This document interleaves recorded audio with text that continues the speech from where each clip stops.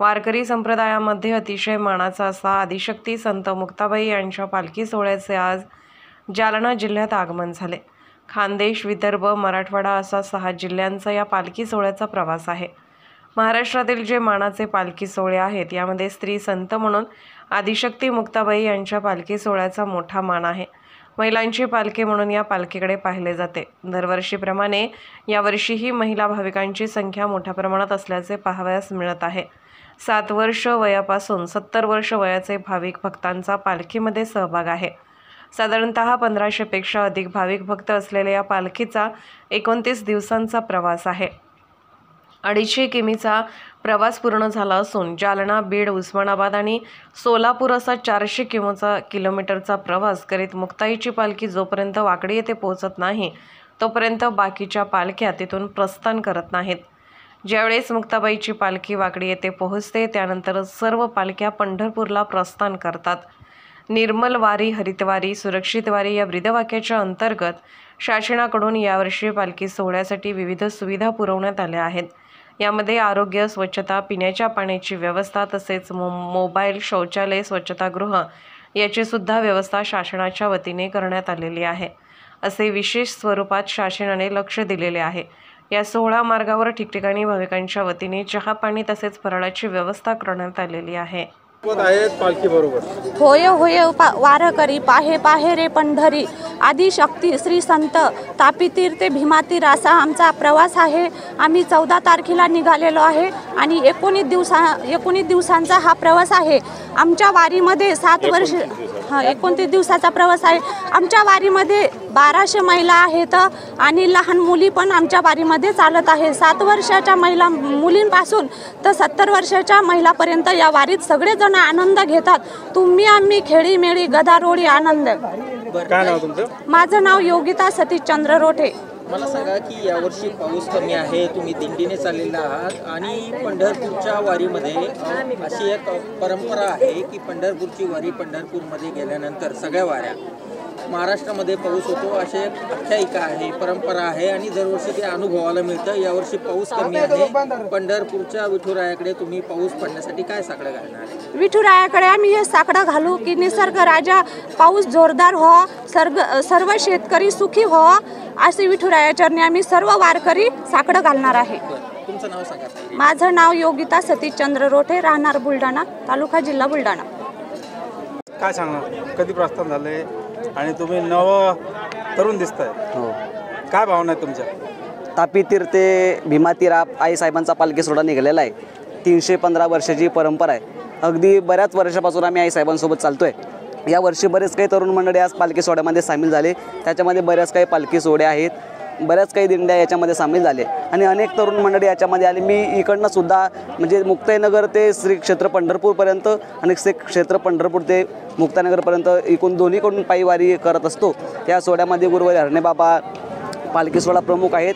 त्यांच्या मार्गदर्शनाखाली त्यांच्या प्रेमास्तव सगळे तरुण मंडळी भजनाचा आनंद घेत गात जागा प्रेम मागा विठ्ठला भजन करत संत श्रेष्ठ आदिशक्ती मुक्ताबाईंच्या सोबत श्री क्षेत्र पांडुरंगाच्या दर्शनाकरता सर्व तरुण मंडळी या ठिकाणी या पांडुरंगाच्या दर्शनाकरता जात आहे।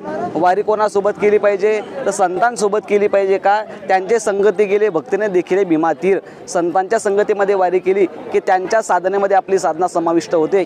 म्हणून मोठ्याच्या संगतीमध्ये वारी केली पाहिजे आणि त्याच न्यायाने मुक्तपणे मुक्त, श्रेष्ठपणे श्रेष्ठ, सर्वत्र वरिष्ठ आदिशक्ती अशा मोठ्यांच्या संगतीमध्ये वारी करण्याचं सद्भाग्य आम्हाला प्राप्त झालं। ही आमच्या जीवनातली खरोखर भाग्याची गोष्ट आहे। काय नाव तुमचं? माझं नाव लखन पाटील, मुक्ताईनगर। शक्ती मुक्ताबाईच्या पालखी बरोबर तुम्ही दरवर्षी असता, तुमचं किती वर्ष आहे आणि पालखीचं किती वर्ष आहे? आई साहेबासोबत मी 2009 पासून सनी तर माझी एकही वारी खंडित नाही। तर आई साहेबासोबत एवढा आनंद आहे की आई तर पहिलीच लेकरवाळी मुळात आहे।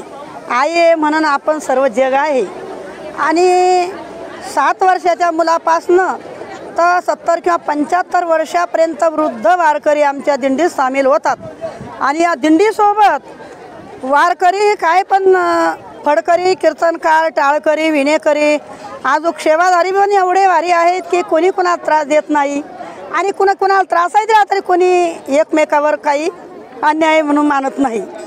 पण मुक्ताबाई 18/6/2024 या दिवशी मुक्ताई श्री क्षेत्र मुक्ताई नगरामधून तरी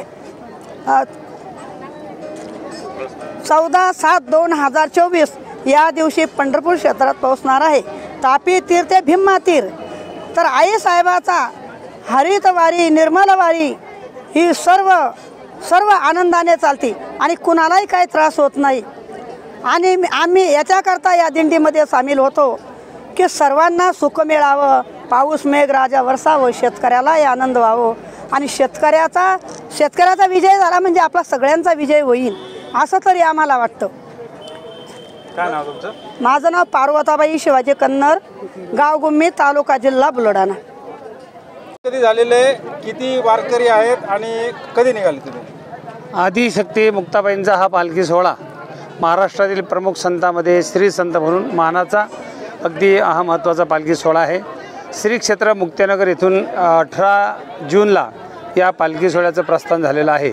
जवळजवळ आम्ही जळगाव जिल्हा, बुलढाणा जिल्हा आणि आज जालना जिल्ह्यामध्ये प्रवेश केलेला आहे। भौगोलिक प्रदेशाचा विचार जर केला तर खानदेश आणि विदर्भ हा प्रवास करून आम्ही मराठवाड्यामध्ये प्रवेश केलेला आहे।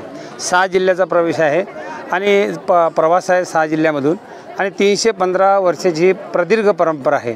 महाराष्ट्रातील जे काही मानाची पालखी सोहळे आहेत, निवृत्ती, ज्ञानदेव, सोपान, मुक्ताबाई, एकनाथ, नामदेव, तुकाराम, त्यामध्ये श्री संत म्हणून आदिशक्ती मुक्ताबाईंचा पालखी सोहळा जवळजवळ 28 ते 30 दिवसाचा प्रवास करीत 14 तारखेला पंढरपूरमध्ये हा प्रवेश करणार आहे। आणि सर्वात महत्त्वाचा विचार असा आहे की सगळ्या संतांच्या भेटीला, वाखरीला जेव्हा हा पालखी सोहळा जातो, आदिशक्ती मुक्ताबाई गेल्याशिवाय सगळे संत पंढरपूरमध्ये प्रवेश करू शकत नाहीत। सर्वांना सन्मानानं घेऊन येण्याचं जे भाग्य आहे ते या आदिशक्ती मुक्ताई श्री संत मुक्ताई संस्थान मुक्ताईनगर या पालखी सोहळ्याला प्राप्त झालेलं आहे। या सोहळ्यामध्ये महिलांची संख्या लक्षणीय आहे। मातृ हृदयाचं हे दैवत असल्यामुळं, महिलांचं अधिष्ठान असल्यामुळं मुक्ताबाईच्या सोहळ्यात महिला भरपूर आहेत। हजारोच्या संख्येनं भाविक आहेत। अनेक दिंड्या, जवळ 100 ते 125 दिंड्या आजूबाजूला मागं पुढे आमच्या रथाचे आहेत। 12व्या शतकामधला विचार आजही 21व्या शतकामध्ये तोच विचार या संप्रदायाचा आहे आणि तोच पुढे राहणार आहे। या संप्रदायामध्ये जातीपातीला कुठल्याच प्रकारचं स्थान नाही। सर्व समाजाचे, सर्व जातीचे एकत्र मिळून काम करणारे हे सगळे संत आहेत।